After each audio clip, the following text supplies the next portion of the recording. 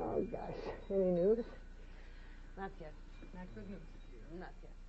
Raina Moss is one of a small group of Israelis campaigning for Vanunu's release. She's been hassling the prison authorities for weeks to get Nick and Mary the necessary permissions. And he says he never got a fax. What she says now is that they have approval from one authority, but she's waiting for approval from a second authority. Do they clearly understand that our time limitation, that we're leaving on Friday? Oh, absolutely. I made that absolutely clear to them. I said that you're leaving on Friday. I said that you've already been here for a couple of days.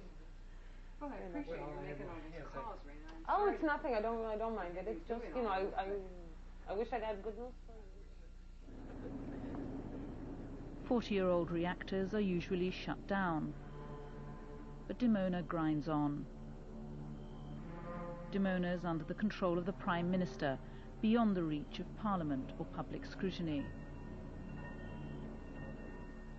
And that worries the scientist who once worked there so optimistically.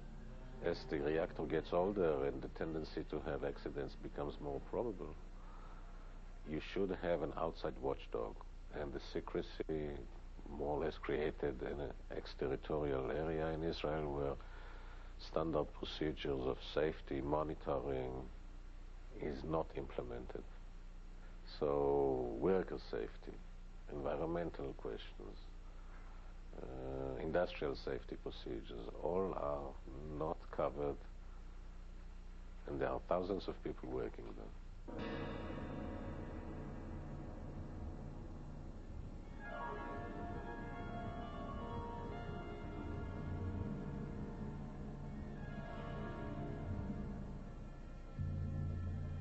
But the secrets of this old reactor are beginning to leak.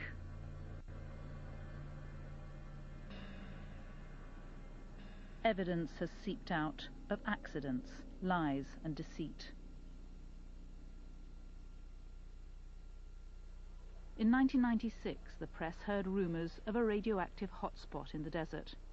The Environment Minister took them to watch him test the site with a Geiger counter. They weren't allowed to bring their own, one journalist told me. The minister proclaimed the site clean. The readings for radioactivity his instruments showed were below normal. But journalists weren't happy. מה שאנחנו מוטרדים זה מנושא הקבורה של הפסולת גבוהה. אתה יכול להגיד לנו איפה למשל קבורה הפסולת כזו? במקום טוב. באמת, אני לא יכול, אני אומר לך בגילוי, כלומר, אין טעם שתלחצי עליי. זה דבר שהוא מוגדר על ידי, מישהו צריך להיות מוגדר, בעל הבית שלי, הוא יפטר אותי, ראש הממשלה, כדבר שלא מפרסמים אותו. עכשיו אנחנו מגלים בפעם הראשונה את פעולות ההסוואה של הכור. But on Israeli television last year, a groundbreaking documentary alleged it was a cover-up. Aryeh Spieler, a Holocaust survivor and a loyal Dimona worker for 27 years, described how he'd been told to prepare the site for the minister's visit by removing contaminated waste from a deep crater. He said he'd replaced it with fresh soil and planted trees to cover the hole, as though it had never happened. Then he said they brought the minister and the press to prove that everything was okay.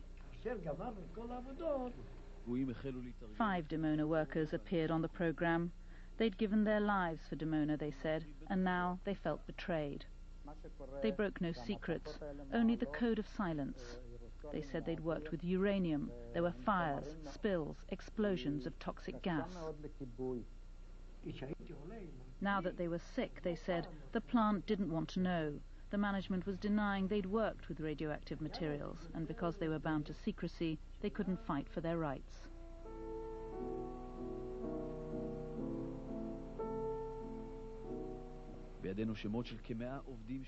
The program listed more than 100 Dimona workers who developed cancer and whose claims were being ignored.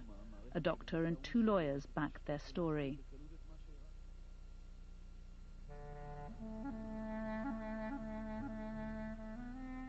It was the first time Dimona workers had spoken out. I want to talk to Aryeh Spieler.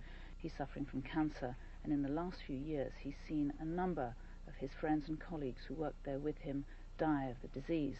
He's been fighting for compensation for their families, for their widows, and I know he'd really like to talk to us about this. He's told me he wishes he could, but he's also told me he's been warned off. He's been told not to talk. But I'm going to go and see him and see if he'll change his mind.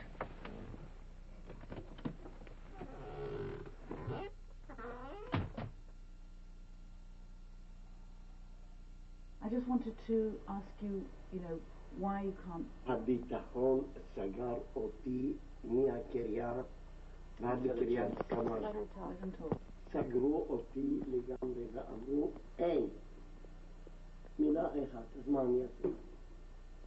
מה אני אעשה? אמרו לי, יש לך סוף של בנות. נו, מה תגיד על זה? הוא כבר יושב כמה? 15 שנה. 15 שנה יושב במלאק. אני נורא רוצה.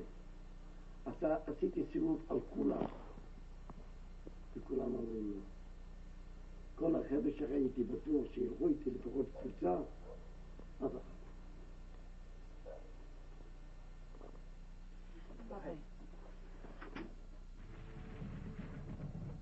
It was time to try the others, the doctors, the relatives, the lawyers. Hello? Hello. I just wanted to ask you whether there would be any possibility of doing an interview with you about the cancer victims and about their case.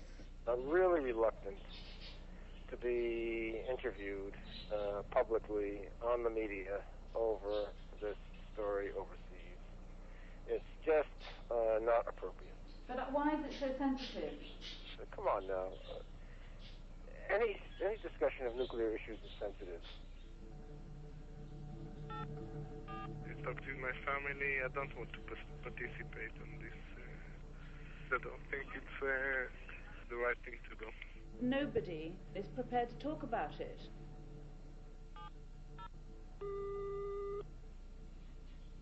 There are things that are not, it's not good to talk about, even if you're a lawyer.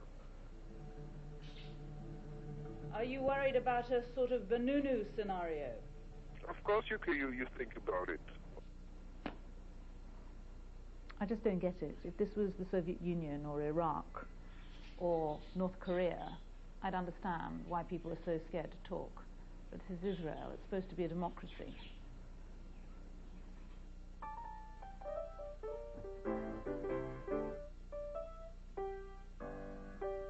In Israel today, an invisible power enforces the code of silence through fear. It comes from one man whose own identity was itself a secret until 2 years ago. Yehiel Horev. Horev is the smartest, most brilliant official figure in the sense of gathering power. He took some kind of very small office and made him the 4th intelligence agency in Israel, with no law, with no real scrutiny and monitoring by the Israeli parliament. And in this sense, he's I think, a grave danger to Israeli democracy. For 16 years, Horev has been the faceless guardian of Israel's secrets. His picture has never been published unmasked. Till now. It's Horev from his office at the Ministry of Defense who is blocking Venunu's early release.